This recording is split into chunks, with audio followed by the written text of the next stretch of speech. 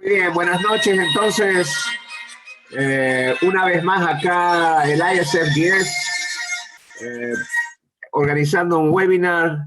Esta vez le queremos dar muchas gracias a Medtronics por facilitar este tipo de conferencias donde podemos invitar cirujanos que tengan no solamente mucha experiencia en cirugía general, sino también experiencia con cirugía de fluorescencia.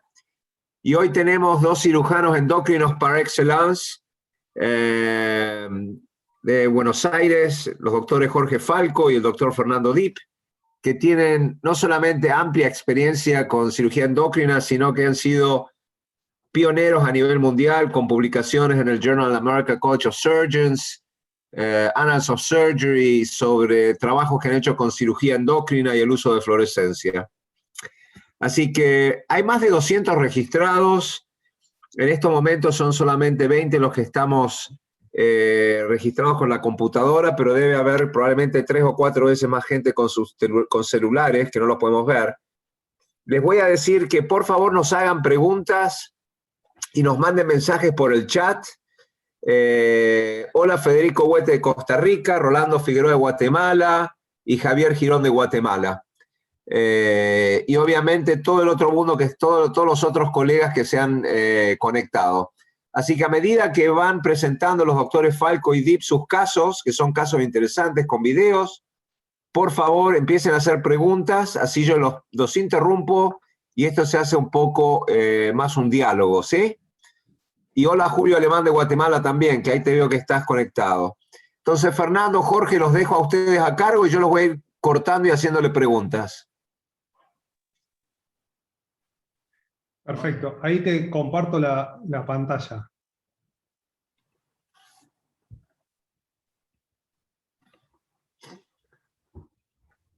¿Podés ver la pantalla, Raúl?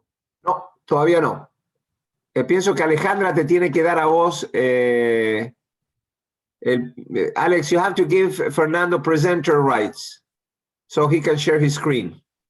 You should be able to share it, Fernando. I cannot. I'm trying.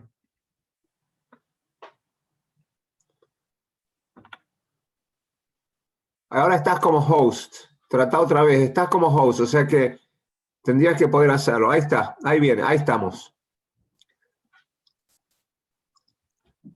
Perfecto. No. Bueno, nosotros empezamos con esto hace mucho tiempo con Jorge Falco, así que le doy la palabra a él, que tiene mucha más experiencia que yo en cirugía endocrina. Hola, Raúl, bueno, hola a todos. Primero agradecer la invitación, la verdad es un honor. Segundo, queremos presentar con Fernando la experiencia que hemos realizado con cirugía guiada por fluorescencia, en cirugía endocrina principalmente. El objetivo nuestro siempre fue buscar seguridad en cirugía. Tratamos de buscarle un lugar al monitoreo del nervio recurrente en la cirugía tiroidea, evitar los hematomas, pero sin duda la causa más frecuente de complicaciones en cirugía endocrina, tiroidea y paratiroidea es la hipocalcemia, el hipoparatiroidismo postoperatorio. Y esto en una patología que está aumentando año tras año. Hay distintas publicaciones que hablan de los porcentajes de afectación de la patología tiroidea, 20 millones de americanos con alguna afectación tiroidea, más de 60.000 casos de cáncer de tiroides anualmente, y la cantidad de hipoparatiroidismo postoperatorio que es realmente significativo y que produce una gran dificultad en la vida de los pacientes. Acá tenemos un registro del Reino Unido en el cual más del 22% de los pacientes, de los cirujanos, ha tenido hipocalcemia en el tratamiento de la tiroidectomía total. Y en el otro cuadro vemos que, por supuesto, a medida que aumenta el número de cirugías, a medida que aumenta el número de operaciones, el porcentaje de hipocalcemia disminuye. Jorge, déjame hacerte una pregunta. Dale. Hasta el día de hoy, ¿cómo buscás vos esas paratiroides? Acá hay residentes, hay chicos jóvenes también. ¿Cómo las buscás vos a las paratiroides para no extirparlas en forma accidental? ¿Cuál es como cirujano endocrino con tanta experiencia, danos con lo que nosotros decimos son las perlas, ¿no? Tus pearls. ¿Cómo las encontrás? Bueno, lo primero, o sea, sin utilizar la fluorescencia, lo primero que hacemos es buscar el pedículo superior. El pedículo superior, el secreto es ligarlo bien cerca de la tiroides, o sea, nunca ligar la tiroide superior, sino ligar cada una de sus ramas, con lo cual evitamos la lesión del laringio superior y a medida que vamos despegando el pedículo superior, la paratiroide superior se nos va presentando por debajo de la glándula tiroides. Esto nos permite ubicar casi en el 100% de los casos la paratiroide superior y nos da un camino para la búsqueda del nervio recurrente que se va a encontrar por detrás. La paratiroides inferior es más irregular en su ubicación. La podemos encontrar en la mitad de los casos cerca del pedículo de las venas inferiores y en un 40% en el timo, 30-40% en el timo, con lo cual hay que ser mucho más precavido en la disección de la parte inferior. No es tan seguro como en la paratiroide superior. Por supuesto, si a esto le agregamos la ayuda de la fluorescencia, como lo vamos a ver más adelante, la posibilidad de no encontrar las glándulas se acerca bastante a cero. Perfecto. El doctor Figueroa, doctor, por favor, identifíquense de dónde nos están mandando preguntas, que es un placer tenerlos a todos. El doctor Figueroa dice, aunque no sea cirugía endocrina, has tenido experiencia con cirugía de parótida, ¿la usás para la fluorescencia para la cirugía de parótida? No, de parótida no, de paratiroides sí, de parótida la fluorescencia no la estamos utilizando por ahora. A ver, estamos tratando de utilizar la autofluorescencia para identificar nervios, pero todavía está en una etapa experimental. Bárbaro. No de rutina. Perfecto. Para adelante nomás entonces. Gracias.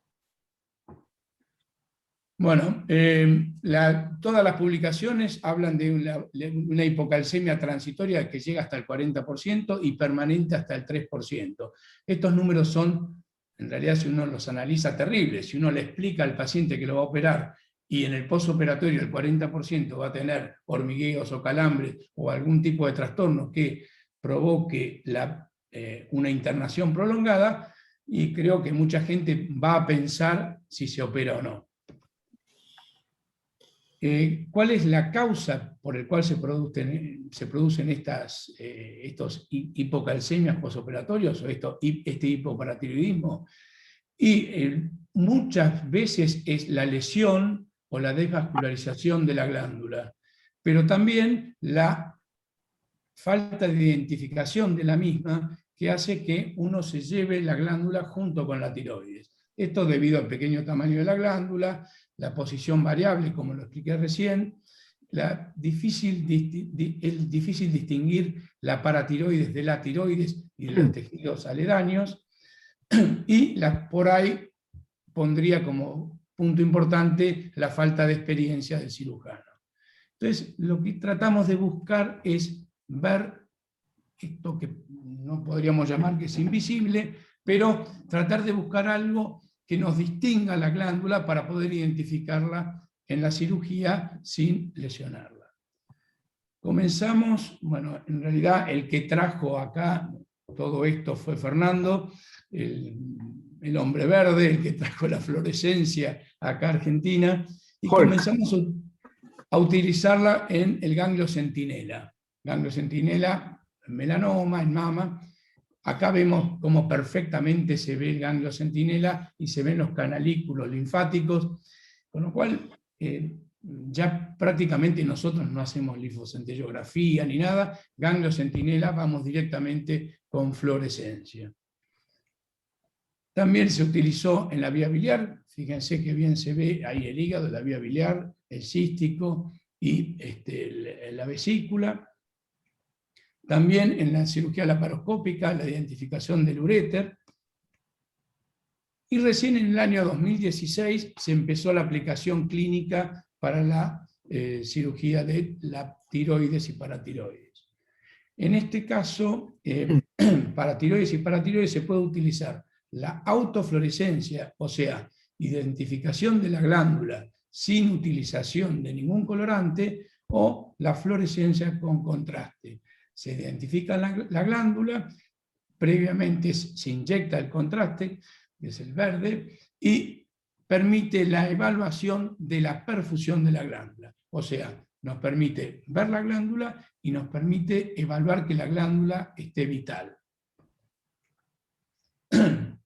Acá, bueno, ¿qué es la autofluorescencia? Es una luz que proviene de los tejidos que tienen esta característica tras ser excitados con determinada luz a determinada longitud de onda, no se administra contraste y la luz que emite el tejido es capturada por una cámara y proyectada en una pantalla en la cual nosotros la podemos evaluar.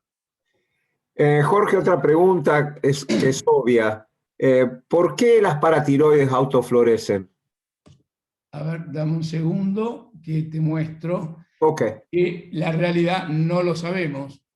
Se atribuye a la presencia de canales de calcio, a la presencia de células principales, que son características de las paratiroides, o al exceso de mitocondrias que presentan estas glándulas, pero la realidad es que no sabemos cuál es el motivo por el cual determinados tejidos tienen autofluorescencia. Gracias.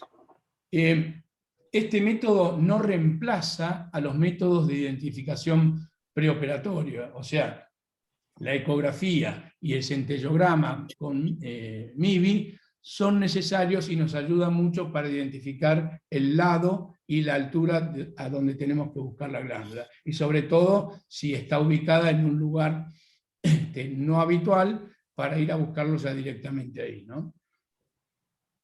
Acá, Fernando, si quieres hablar del... No, nosotros cuando empezamos a utilizar este tipo de técnicas, tanto la autofluorescencia para ver la anatomía, la ubicación anatómica de las glándulas, como la perfusión para ver si una glándula básicamente la íbamos a dejar en el cuello cuando estábamos operando o no, comenzamos con equipos mucho más chicos y, si se quiere, rudimentarios, pero hoy por hoy los equipos han cambiado mucho. Este es un equipo de L-Vision, de Vision Sense, y que realmente hoy por hoy estos equipos tienen distintas ventajas, si se quiere, como por ejemplo tienen mayor penetración en el tejido, el láser que tienen para utilizarlo con infrarrojo cercano es muy sensible, tienen una captura, unos filtros y una capacidad de imagen que realmente es de alta definición, y tienen algo que nosotros en realidad estamos aprendiendo a utilizar, que es las mediciones. Y hoy por hoy nosotros con este tipo de equipos podemos medir la intensidad lumínica de una estructura y compararla con la estructura que tiene al lado. Y lo que estamos aprendiendo básicamente es qué significan esos números. Sí, Bueno, Jorge, ¿no? Jorge, acá tengo una pregunta de Chile, un poco larga, pero la voy a leer. Buenas noches, el doctor Escartón desde Chile. En nuestra experiencia y en vista de las guías clínicas aquí aplicadas, nos encontramos con muchos microcarcinomas de tiroides de alta morbilidad, con adenopatías positivas en el nivel 6, por ecotomografía cervical, donde la guía no nos da la indicación de disección del nivel 6. Es aquí donde observamos la gran importancia para poder ubicar las glándulas paratiroides inferiores, debido a la mayor incidencia de hipoparatiroidismo. ¿Algún dado su experiencia en la mejora de la preservación con la inmunofluorescencia? Sí, sí, por supuesto. Es una de las indicaciones y una de las grandes ventajas de la fluorescencia es en los vaciamientos centrales de cuello, que las superiores se ven en general, como dije, casi en el 100% de los casos, y las inferiores tenemos algunos videos y algunas fotos donde se ve perfectamente que si no hubiera sido por la fluorescencia, quizás hubiéramos retirado la glándula junto con el vaciamiento. Totalmente de acuerdo en la utilidad. Y obviamente, ya que estamos mostrando el equipo, le quiero dar las gracias una vez más a Medtronic con el Elevision Vision Sense por ayudarnos a tener este Ateneo esta noche, este webinar. Y Fernando, yo lo sé porque hablo con Fernando muy seguido, es un gran fanático de este equipo con las imágenes que se obtienen, y me imagino Jorge lo mismo. Así que sigan para adelante, muchachos.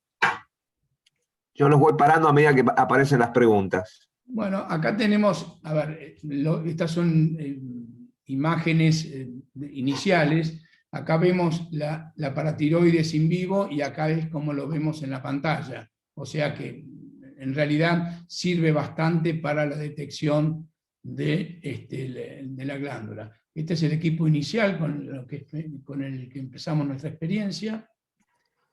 ¿Ustedes me pueden explicar por qué apagan las luces de quirófano?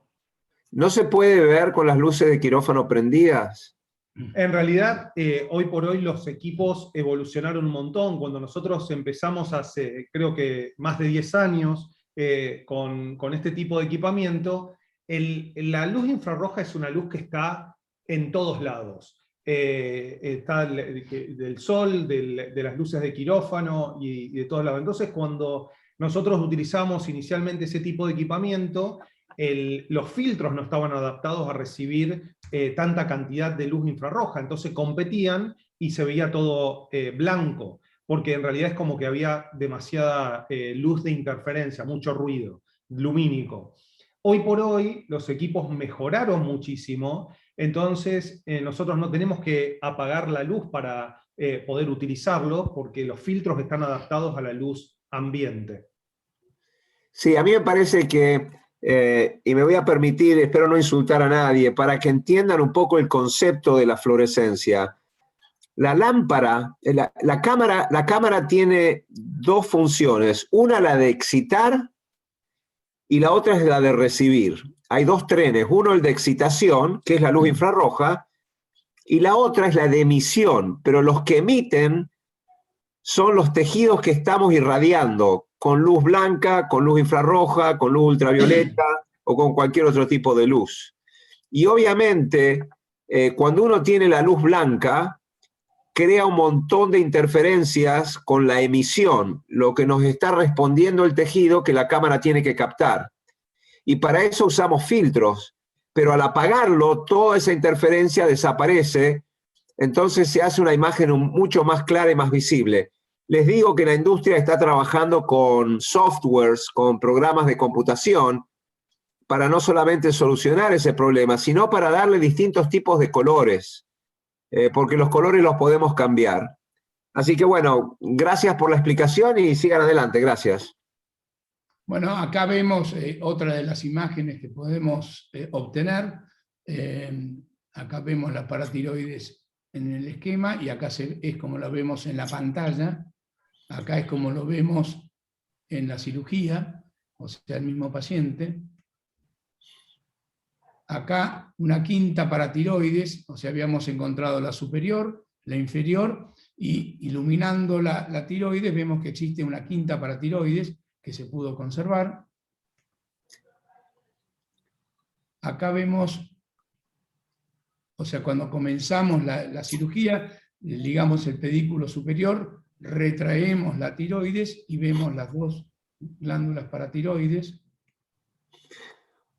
Una vez hecha la tiroidectomía, comprobamos que las paratiroides hayan quedado en el lecho quirúrgico. Acá está la superior y acá la inferior, que es lo mismo que vemos en el lecho quirúrgico. Acá el control ex vivo, acá es un vaciamiento central, y antes de entregarlo al patólogo, lo miramos con la cámara vemos que existe una glándula paratiroides dentro del vaciamiento, la retiramos, la biopsiamos y la reimplantamos. Acá hay otra glándula que está, otra quinta glándula que la tuvimos que reimplantar.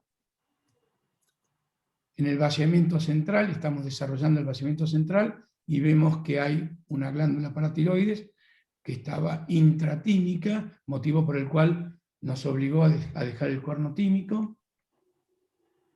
Y acá, en un hiperparatiroidismo, vemos una paratiroides normal superior derecha, que se ve así en la pantalla, y el adenoma inferior derecho, que lo vemos de esta manera en la pantalla.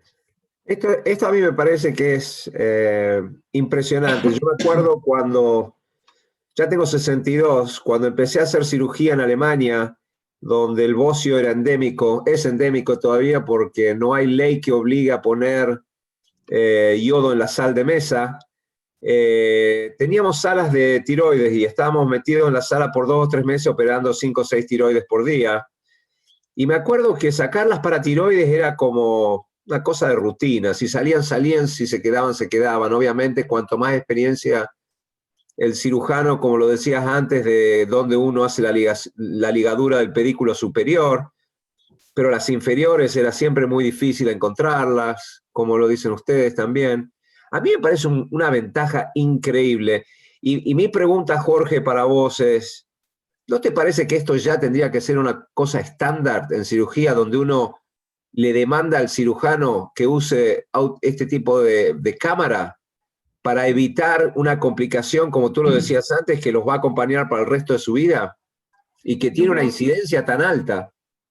Yo creo que es una cuestión de tiempo esto, y lleva su tiempo porque tiene sus costos y bueno, por ahí en países que pueden pagarlo llegará más rápido y en otros más lento, pero esto inevitablemente va a llegar, porque esto hasta por una cuestión legal.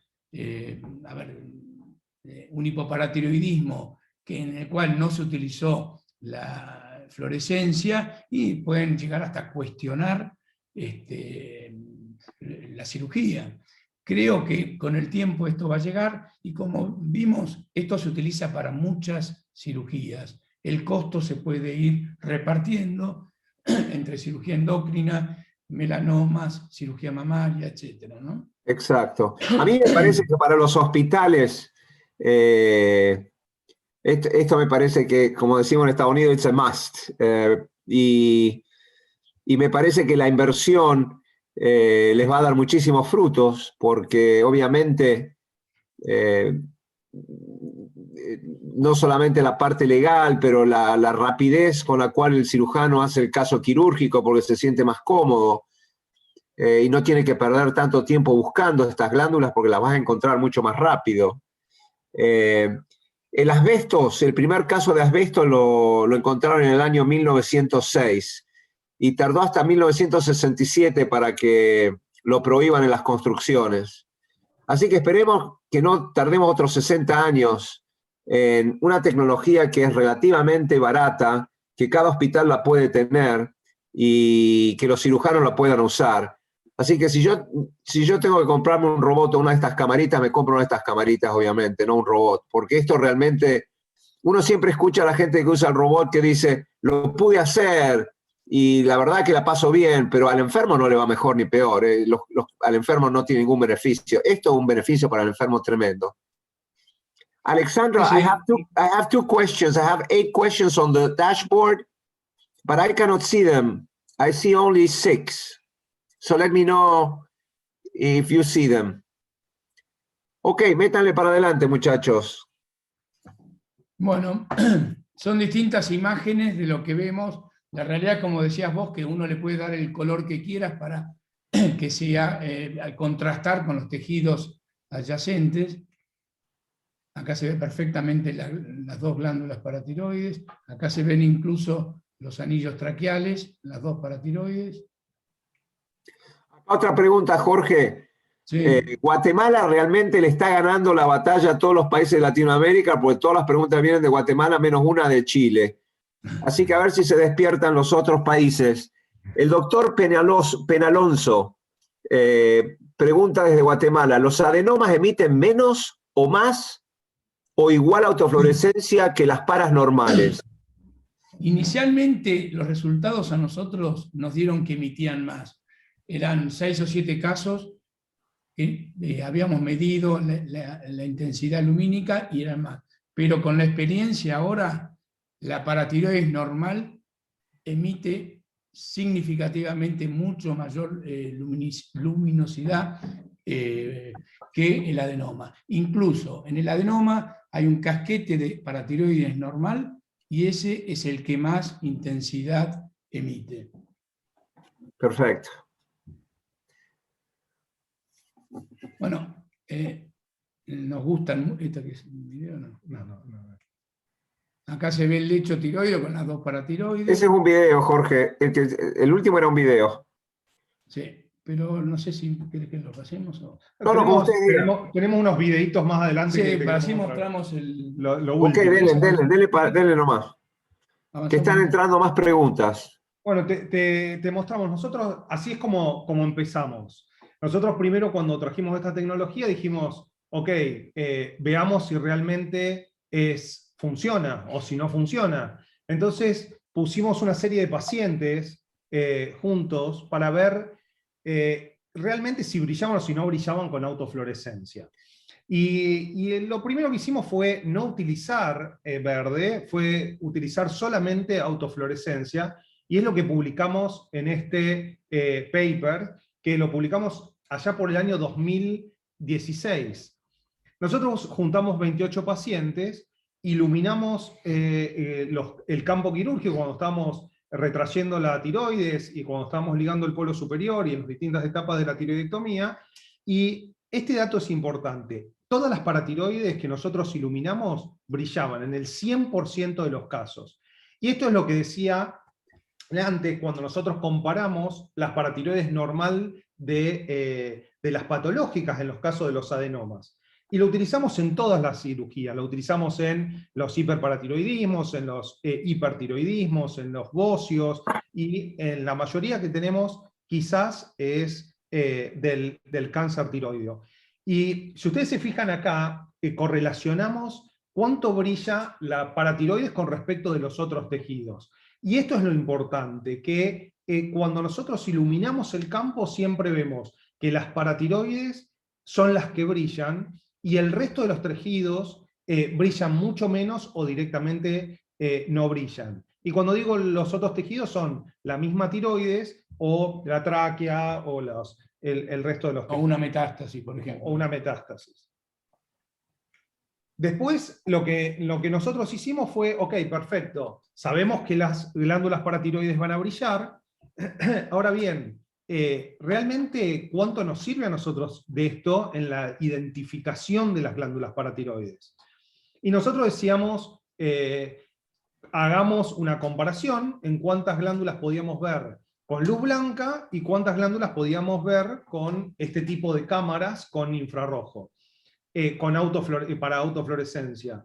Y estos son los resultados que obtuvimos. Nosotros pusimos 74 pacientes juntos, en el cual vimos que identificábamos nosotros sabemos que en la literatura se describen 4 glándulas, pero nunca sabemos si hay 3, o si hay 5, o si hay 6, o si hay más, y veíamos un promedio de 2.5 glándulas con luz blanca, y cuando utilizamos el equipo, este número ascendía a 3.7, y esto era estadísticamente significativo.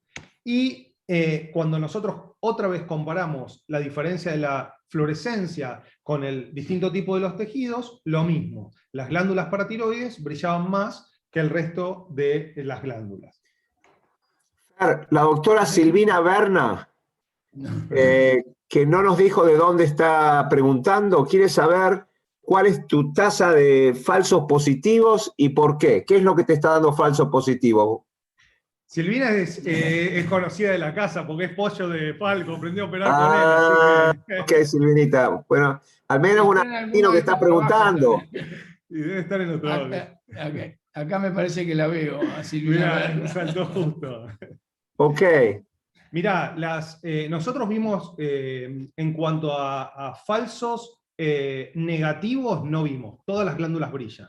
Falsos positivos hemos visto a veces cuando nosotros quemamos con el ultracision, con la focus, y cuando estamos cortando, hemos visto alguna metástasis de alguna papilar de tiroides que ha brillado también, y hemos visto alguna grasa parda a grasa. veces nos confunde, pero bueno, con la experiencia uno va sabiendo en realidad qué es paratiroides y qué uno puede descartar como falso positivo, ¿no?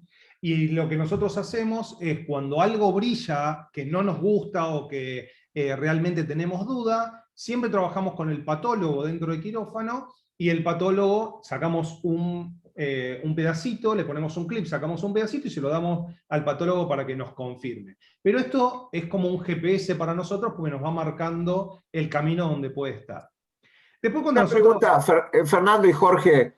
Yo me acuerdo cuando estábamos con Michelle Garnier, Mount Sinai, New York, hace 22 años, haciendo las primeras paratiroides endoscópicas, que inmediatamente mandábamos estudios hormonales de sangre al laboratorio para ver si realmente había una disminución de la hormona del PTH. Con la fluorescencia yo pienso que eso ya no hace falta, ¿verdad? Bueno, en realidad sí, porque eso es otra seguridad más que tenés. Si estás operando un hiperparatiroidismo y disminuye la PTH a más de la mitad, uno puede quedarse tranquilo que sacó el adenoma. Ok. El punto es la rapidez con que tenés el resultado. Pues si el resultado te demora 40 minutos y la cirugía 20 minutos más de anestesia. Exacto. Pero la pregunta es Silvina creo que hace una buena pregunta. ¿El adenoma no tendría que brillar mucho más que la paratiroides normal? Sí, pero no es así, y yo te diría que en muy pocos casos brilla más que la paratiroides normal. Lo que más brilla en el adenoma es el capuchón de paratiroides normal que tiene en uno de los cascos. Lo que sí estamos viendo a tu pregunta, Raúl, es que ahora más adelante te mostramos un video que estamos empezando a usar perfusión para la evaluación de los adenomas y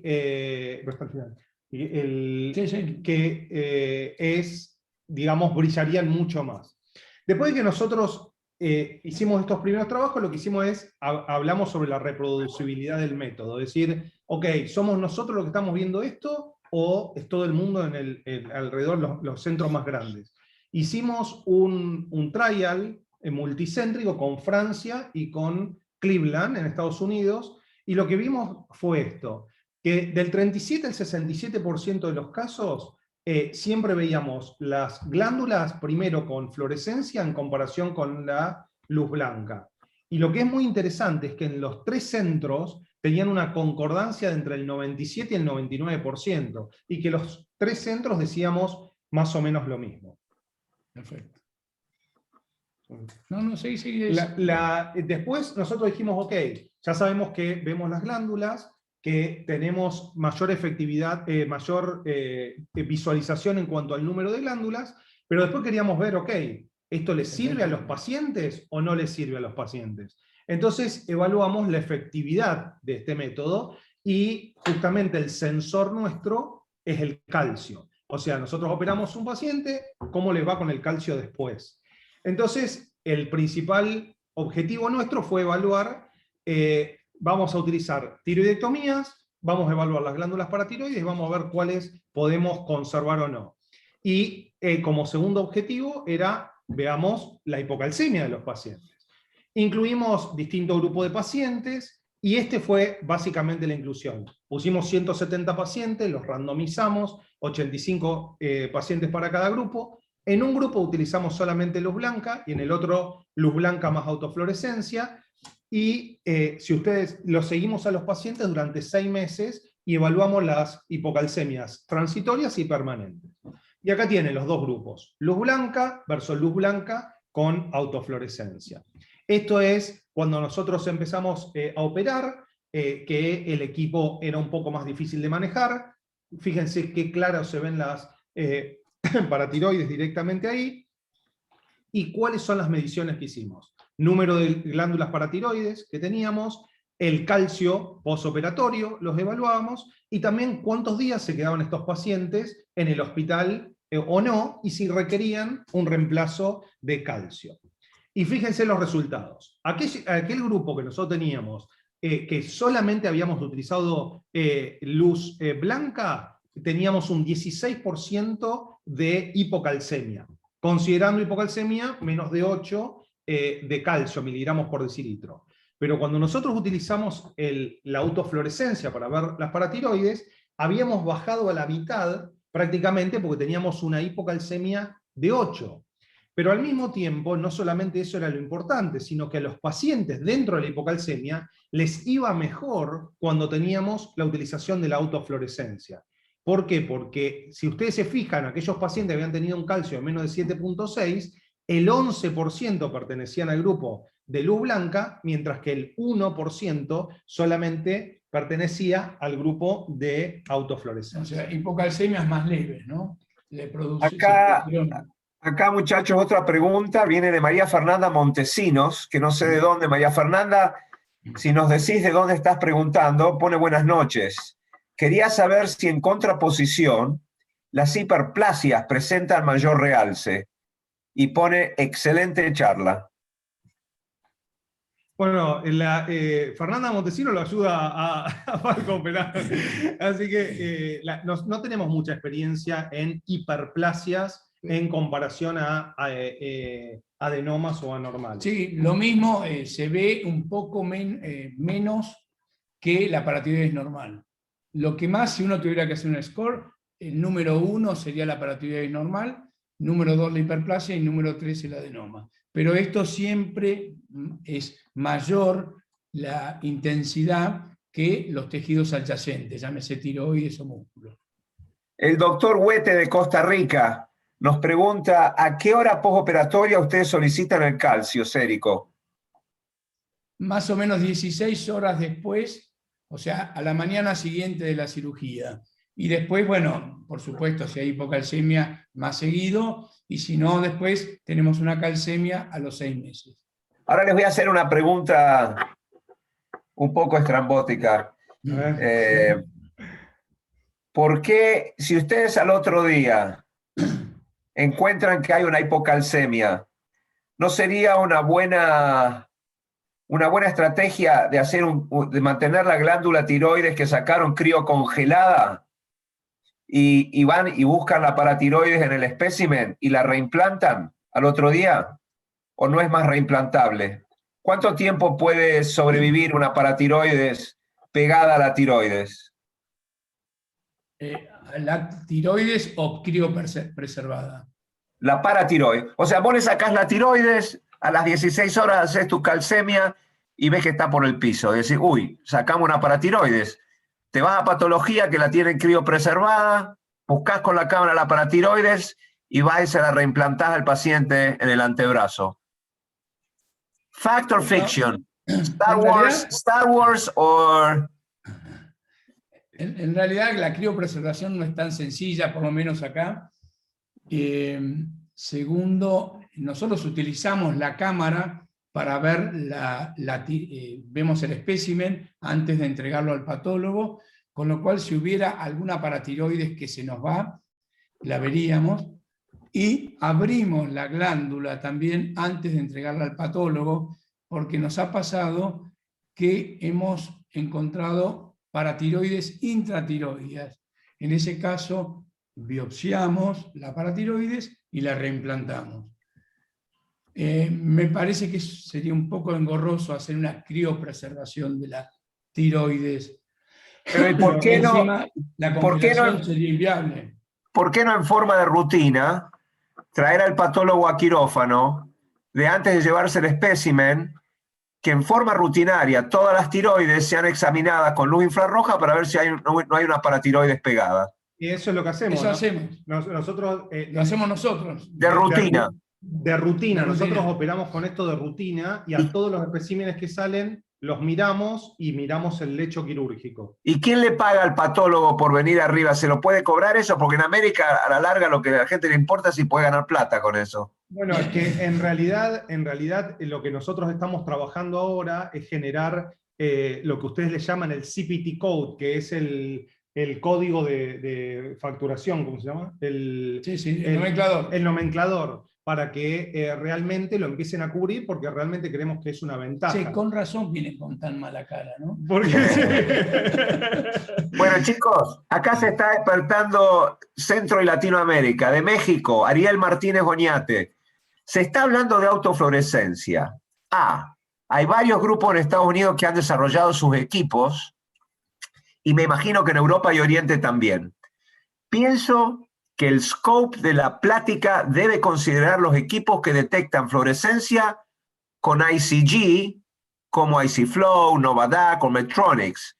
Estos equipos es más probable que estén disponibles en cualquier país de América Latina. Respuesta. Bueno, excelente pregunta, porque justamente nos diste pie a seguir a lo que nosotros estamos hablando ahora. Los equipos ahora que vienen con fluorescencia para verde de indocianina también vienen para autofluorescencia. No son dos equipos distintos. A veces tienen distinto cabezal, pero es el mismo, y eso es lo bueno, que es lo que decía él antes, que en realidad esto se amortiza porque lo puedes utilizar para todas. Pero para seguir un poco con lo que estábamos hablando y para meternos en lo que es la utilización del verde y lo que es la perfusión, bueno, estos son los resultados finales, nosotros mejoramos las hipocalcemias. Pará. Vamos a terminar las preguntas, Fer. El doctor Bonilla de México está totalmente de acuerdo con Ariel, que es la pregunta que vos respondiste. Ahora, desde Venezuela, el doctor John Barriola pregunta, buenas noches, ¿cuál es la técnica de la autofluorescencia? Excelente y felicitaciones. ¿Cuál es la técnica que ustedes, alguna técnica en especial, algo que quieran comentarle al doctor Barriola en Caracas? Bueno, en realidad es un poco lo que dijimos.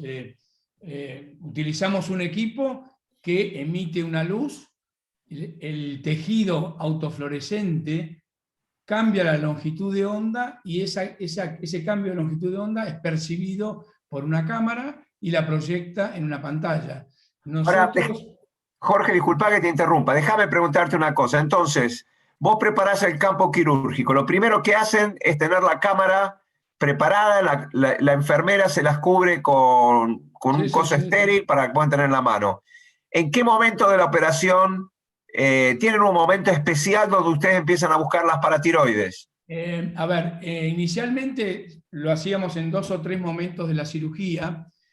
Después de ligar el pedículo superior, mirábamos la paratiroide superior, retraíamos el lóbulo tiroideo y mirábamos la superior y la inferior, y al final de la cirugía veíamos el lecho quirúrgico para ver que estuvieran las 4 paratiroides. Perfecto, y yo le voy a agregar a eso un cuarto tiempo, que mirar es a la tiroides. Mirar a la tiroides, explorar. Y ustedes esto, chicos, lo tienen que publicar, porque lo dan como una cosa que, bueno, eso es obvio, no es obvio. Así que describir los 4 tiempos donde el cirujano que usa fluorescencia en cirugía endocrina de cabeza y cuello busque la paratiroide, a mí me parece una cosa muy importante para contestarle al colega de Caracas. Y hay otra pregunta más, disculpen que les corte el chorro, pero a mí me parece que importante es que haya diálogo. Otra vez el doctor Ariel Oñate de México, gracias doctor Oñate. Mi experiencia para tiroides ha sido con Novadac, IC-Flow y Medtronics, y no tienen la posibilidad de detectar autofluorescencia. Probablemente el doctor Oñate o debe haber tenido cámaras que no lo tenían, pero como dice Fernando, ustedes ven acá las cámaras que está usando Fernando son de Medtronics, que tienen autofluorescencia. Yo sé de que Novadac, que es el SPY, que lo tiene Stryker, también lo tiene. Del IC-Flow no puedo comentar.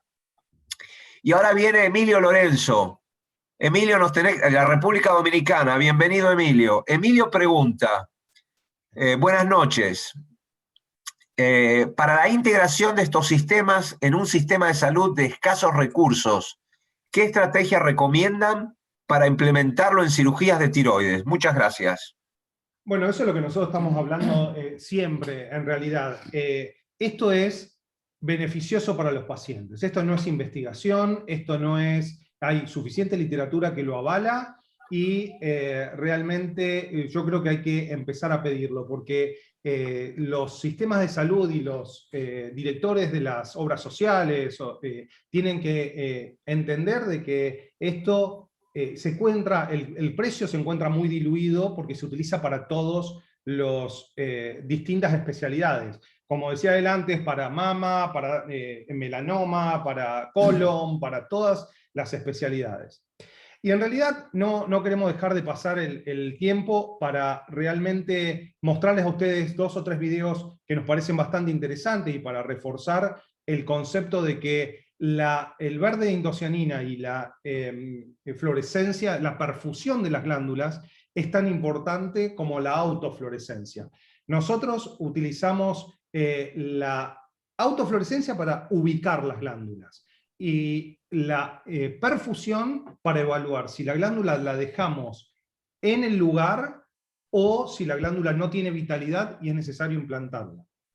Sí, es muy importante esto, pues muchas veces uno ve la paratiroides que está un poco más opaca, más azulada, y tiene dudas de si está vital o no. Y en ese caso, con el verde, podemos definir si la glándula es vital y la dejamos o la reimplantamos en el músculo. Este tipo de utilización de tecnología no solamente nos permite ubicar las glándulas normales, sino también las glándulas patológicas. Y acá le vamos a mostrar un video que hicimos los otros días. La dosis que estamos utilizando con los equipos de ahora, debido a que los equipos son altamente sensibles, realmente es 0.2 mililitros. O sea, la cantidad de verde indocianina que utilizamos es mínima, la diluimos para poder ser administrada, muy chiquita, en 10 centímetros cúbicos fisiológicos, y ahí ustedes van a ver, esto es una paratiroidectomía en una paciente de 53 años. Acá lo primero que se tiñe es la glándula paratiroides inferior, y ustedes van a ver ahora cómo aparece el adenoma y qué diferencia hay cuando ustedes lo tiñen. Realmente nosotros muchos no creíamos en la identificación de los adenomas porque las dosis que se reportan en la literatura son bastante altas y se tiñe todo, se tiñe la tiroides, la piel y todo. Cuando empiezan a utilizar dosis que son microdosis, les diría yo, realmente es muy diferente. Acá tienen cómo se encuentra la vena que va a ir hacia la paratiroides y cómo sale el adenoma desde la profundidad. Esto es espectacular, Fernando. Y mi pregunta no, obviamente con software todo esto va a mejorar dramáticamente, los colores, etcétera, etcétera. Pero es increíble cómo se ve el adenoma. Obviamente el tamaño ayuda, que es mucho más grande que la paratiroides normal. Pero es increíble cómo que bien se ve eso.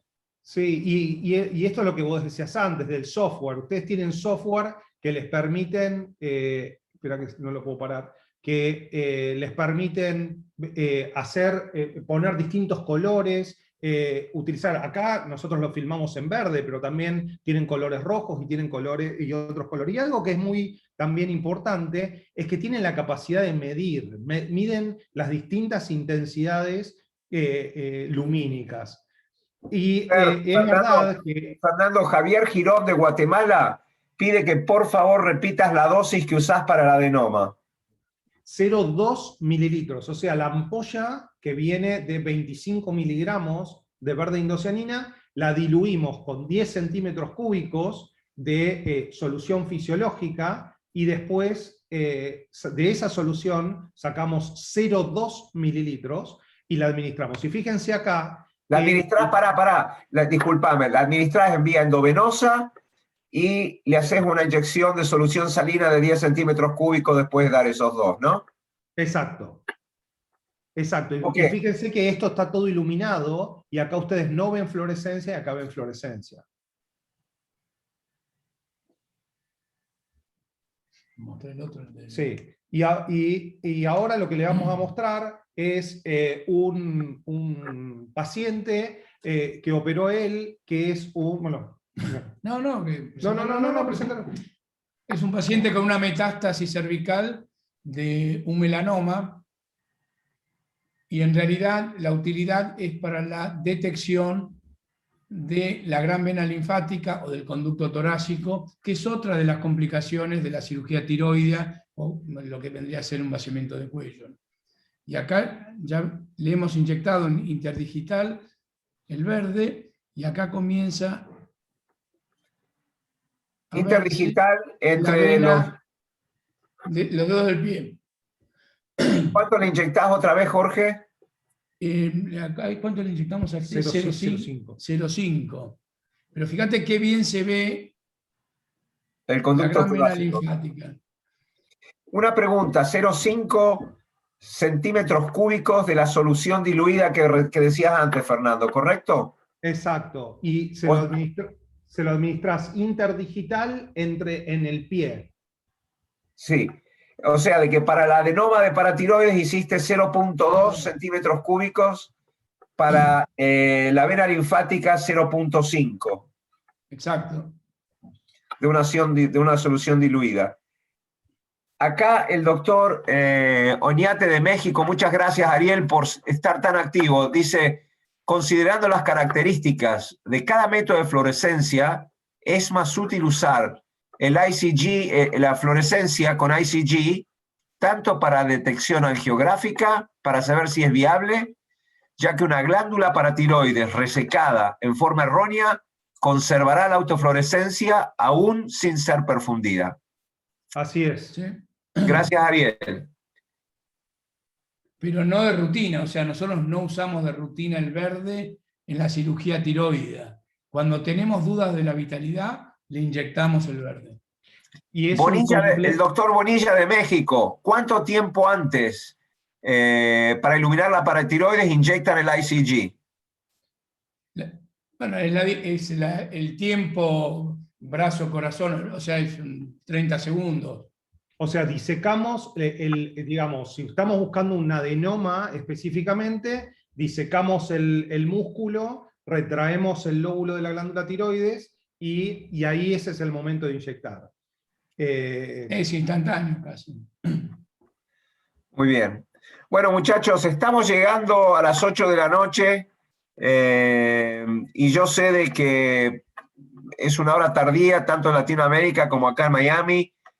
Jorge, Fernando, les quedan 5 minutos, pero para que ahora entre otra pregunta más, que quiero estar seguro de que las contestamos a todas.